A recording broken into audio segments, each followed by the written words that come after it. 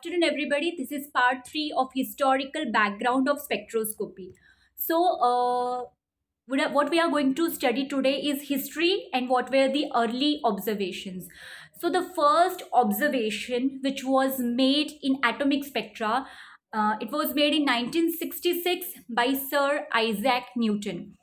So Sir Isaac Newton, he observed that when white light it passes through prism, then it gets dispersed into a pattern of 7 colors.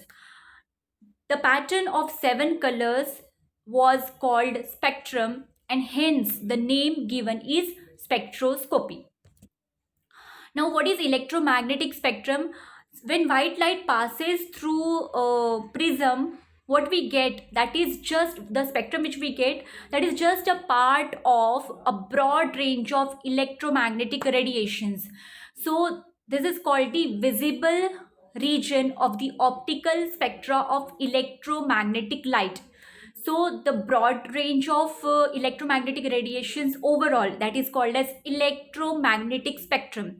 Apart from visible region, it consists of far ultraviolet region, near ultraviolet region, near infrared region, far infrared region, and the visible range has a wavelength 360 nanometers to 700 nanometers.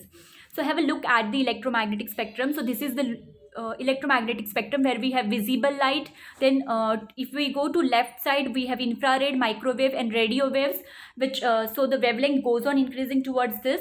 And if we go to the right side, then we have ultraviolet, x-rays and gamma rays, and the wavelength reduces. So now let's talk about what are the Fraunhofer lines.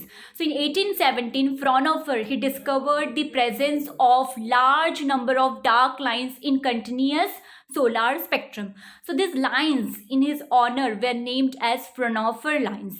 So 8 of these lines were labeled by the first 8 letters of English alphabet, that is A, B, C, D, E, F and H. E, F, G and H. So these were the most prominent lines in the visible region. So these are the Fraunhofer lines, prominent Fraunhofer lines in the solar spectrum. So research in this direction continued for 5 decades till Fraunhofer lines and their occurrence could be satisfactorily explained. It was then hypothesized that Sun might be surrounded by gaseous layer of certain vaporized elements, and these vaporized elements, they also occur on Earth. So when sunlight passes through these layers, it would get absorbed by these elements, and that results in the absorption spectra. So during this course, absorption spectra of many other stars were also observed. Spectra of certain stars showed 14 lines of hydrogen atom.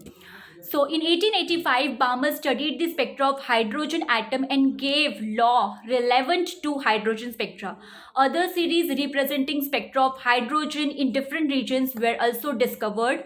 Emission and absorption spectra of sodium and potassium were also studied simultaneously, mainly by Deva.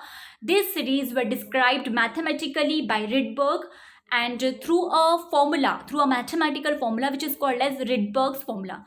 So in the next lecture, we will study what is Rydberg's formula and all. Thank you. Thank you so much. Bye.